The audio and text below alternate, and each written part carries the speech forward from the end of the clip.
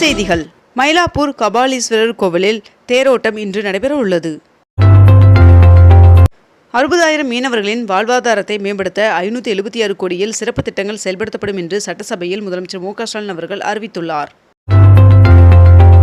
தமிழகம் முழுவதும் ஏப்ரல் 10ஆம் தேதி முதல் 3 நாட்கள் ரேஷன் கடைகளுக்கு தொடர் விடுமுறை என்று தெரிவிக்கப்பட்டுள்ளது. தமிழகத்தில் டெல்டா மாவட்டங்களில் நவீன நெல் சேமிப்பு வளாகங்கள் கட்டப்படும் என்று அமைச்சர் பெரியகருப்பன் அவர்கள் அறிவித்துள்ளார். முத்ரா திட்டத்தின் கீழ் 52 கோடி கடன்கள் வழங்கப்பட்டுள்ளது என்றும் இது உலக அளவில் இணையற்ற மிகப்பெரிய சாதனை என்றும் பிரதமர் நரேந்திர மோடி அவர்கள் தெரிவித்துள்ளார். காங்கிரஸ் மூத்த தலைவர் ப. சிதம்பரம் அவர்கள் உடல்நலக்குறைவின் காரணமாக நேற்று மருத்துவமனையில் அனுமதிக்கப்பட்டார். 1000 மகளிருக்கு மின்சார ஆட்டோ வாங்க தலா 3 லட்சம் வரை கடனுதவி வழங்கப்படும் என்று அமைச்சர் பெரியகருப்பன் அவர்கள் அறிவித்துள்ளார். தொடர் விடுமுறை மற்றும் வார இறுதி நாட்களை முன்னிட்டு 1680 சிறப்பு பேருந்துகள் இயக்கப்படும் என்று அறிவிக்கப்பட்டுள்ளது. உச்சநீதிமன்ற தீர்ப்பை அடுத்து தமிழ்நாட்டில் உள்ள மாநில பல்கலைக்கழகங்களின் வேந்தர் பொறுப்பிலிருந்து ஆளுநர் இன்று முதல் விடுவிக்கப்படுவதாக திமுக மாநிலங்களவை எம்பியும் உச்சநீதிமன்ற வழக்கறிஞருமான வில்சன் அவர்கள் தெரிவித்துள்ளார். தமிழ்நாடு சட்டமன்ற உறுப்பினர் தொகுதி மேம்பாட்டு நிதிக்கு 702 கோடி ரூபாய் ஒதுக்கி அரசாணை வெளியிடப்பட்டுள்ளது. செப்டம்பர் 1ஆம் தேதி முதல் நெல் குவிண்டாலுக்கு 2500 வழங்கப்படும் என்று சட்டப்பேரவையில் அமைச்சர் சக்கரபாணி அவர்கள் அறிவித்துள்ளார். பழனியில் வருகின்ற 11, 12 மற்றும் 13 ஆகிய 3 நாட்களுக்கு கட்டண தரிசனம் ரத்து செய்யப்பட்டுள்ளதாக கோவில் நிர்வாகம் தெரிவித்துள்ளது. சமையல் எரிவாயு விலை உயர்வை கண்டித்து தவேக தலைவர் விஜய் அவர்கள் அறிக்கை வெளியிட்டுள்ளார். ஆளுநர் வழக்கில் உச்சநீதிமன்ற தீர்ப்பு வரலாற்று சிறப்புமிக்க தீர்ப்பாகும் என்று பாமக நிறுவனர் ராமதாஸ் அவர்கள் வரவேற்பு தெரிவித்துள்ளார். 12ஆம் வகுப்பு மாணவர்களின் வினாத்தாள் திருத்தும் பணி முன்கூட்டியே முடிக்கப்பட உள்ளதால் தேர்வு முடிவுகள் குறிப்பிட்ட தேதிக்கு முன்னதாக வெளியிடப்படும் என்று தகவல் வெளியாகியுள்ளது. 22 கேரட் ஆபண தங்கத்தின் விலை சவரனுக்கு 480 ரூபாய் குறைந்து 1 சவரன் 65,800 ரூபாய்க்கு விற்பனையாகிறது. அதேபோல் 1 கிராம் வெள்ளியின் விலை கிராமிற்கு 1 ரூபாய் குறைந்து 1 கிராம் வெள்ளி 102 ரூபாய்க்கு விற்பனை செய்யப்பட்டு வருகிறது. கோயம்பேடு மொத்த விற்பனை அங்காடி வளாகம் 10 கோடியில் மேம்படுத்தப்படும் என்று அமைச்சர் சேகர்பாபு அவர்கள் அறிவித்துள்ளார். சென்னை காவல் ஆணையாளர் அலுவலக வளாகத்தில் நவீன வசதிகளுடன் புதுப்பிக்கப்பட்டுள்ள காவலர் நல உணவகம் திறக்கப்பட்டுள்ளது. சென்னையில் 22 கோடியில் 6 அமுதம் அங்காடிகள் அமைக்கப்படும் என்று சட்டப்பேரவையில் அமைச்சர் சேகர்பாபு அவர்கள் அறிவித்துள்ளார். வீட்டு உபயோக சிலிண்டரின் விலை 50 ரூபாய் உயர்த்தப்பட்டுள்ளதால் பொதுமக்கள் அதிர்ச்சியடைந்துள்ளனர். சீமான் மற்றும் அண்ணாமலை அவர்கள் ஒரே மேடையில் மாறி மாறி புகழ்ந்து பேசிக் கொண்டனர். தமிழகத்தில் சென்னை, மதுரை, கோவை, சேலம், திருச்சி உள்ளிட்ட மாவட்டங்களில் ஆதிவனம் திட்டம் இந்த ஆண்டு செயல்படுத்தப்பட உள்ளதாக வனத்துறை அமைச்சர் பொன்முடி அவர்கள் தெரிவித்துள்ளார். தங்கச்சிமடம் பகுதியில் 150 கோடியில் மீன்பிடி துறைமுகம் அமைக்கப்படும் என்று முதலமைச்சர் மு.க.ஸ்டாலின் அவர்கள் சட்டப்பேரவையில் அறிவித்துள்ளார். மகாவீர் ஜெயந்தி தினத்தை முன்னிட்டு சென்னை மாநகராட்சி கட்டுப்பாட்டில் இயங்கும் 4 இறைச்சி கூடங்களும் அரசு உத்தரவின்படி மூடப்படுகிறது என்று மாநகராட்சி அறிவித்துள்ளது. பெட்ரோல் மற்றும் டீசல் மீதான கலால் வரியை மத்திய அரசு தலா 2 ரூபாய் உயர்த்தியுள்ளது. இதனிடையில் பெட்ரோல், டீசல் விலையில் எந்தவிதமான மாற்றமும் இல்லை என்று தகவல் பொதுமக்களுக்கு நிம்மதியை அளித்துள்ளது.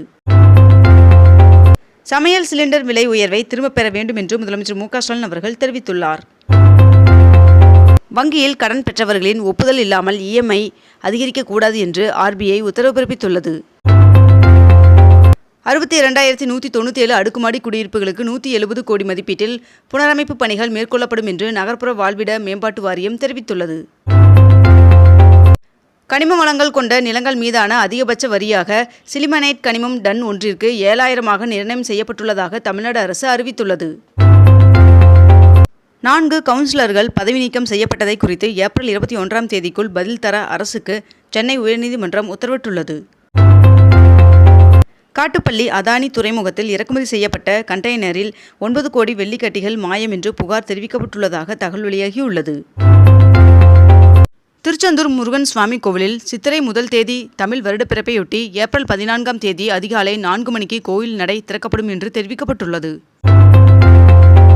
1 முதல் 12ஆம் வகுப்பு வரையிலான தமிழ் பாடப்பகுதிகளை குறைத்து பள்ளிக் கல்வித்துறை நடவடிக்கை மேற்கொண்டுள்ளதாக தகவல் வெளியாகியுள்ளது.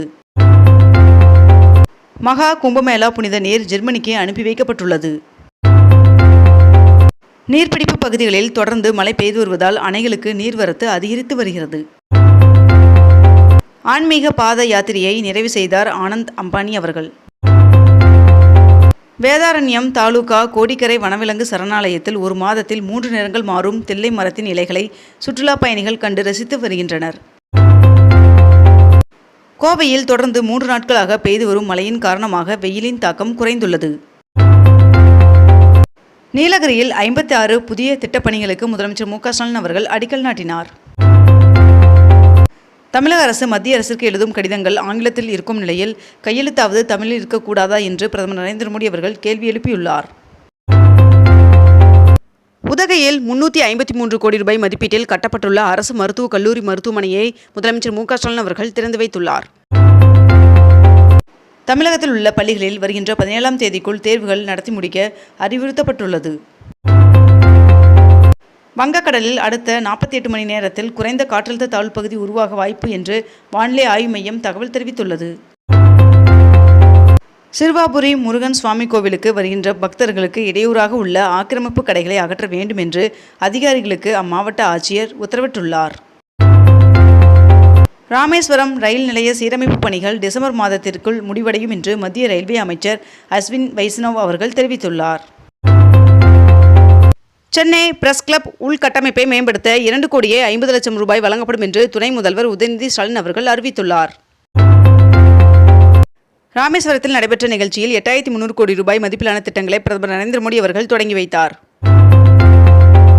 பாம்பன் ரயில் பாலம் திறக்கப்படுவதால் ராமேஸ்வரம் வரையிலான 28 ரயில் சேவைகள் மீண்டும் இயக்கப்பட உள்ளது.